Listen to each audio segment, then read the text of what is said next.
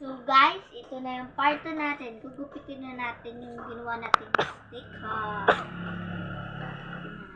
Guys, lagyan nyo ng konting space kasi pag hindi nyo nilagyan ng konting space, hindi kasi ito didikit eh.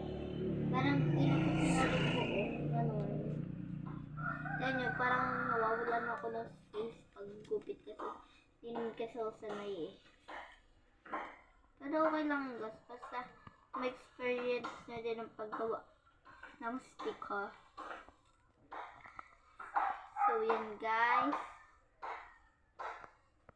And guys, nagupit na natin. So guys, gagawin natin, tatagtagin natin para alam nyo kung paano tagtagin. Okay. Ganyan-ganyan nyo lang. Hanapin nyo lang yung ano, para matagtag.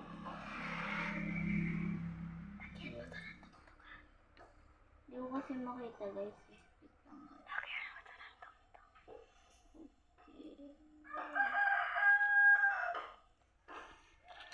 Paano ba to?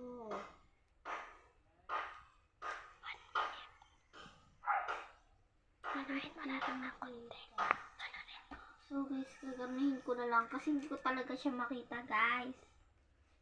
Ay, hindi na pala guys.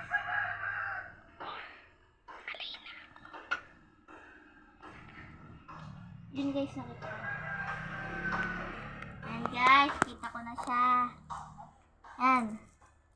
Pag natagtag niya siya, magiging itsura niya. Ayan, sorry na punit. Ganito. Ganyan. Pag na ganyan na siya guys, itong flower ko, pwede nyo siya idikit. O kaya dito, sa book. Yan guys. Pwede nyo na siya idikit. Yan. Yan. Sticker na siya. Hindi lang siya masyadong matikit. Kasi yung tinong-tape ko eh. Yan. Magiging ganyan na siya. So guys, sana natuto kayong magawa ng simpleng sticker. So bye guys. Thank you for watching and subscribe, like and share. Ini, Pirim.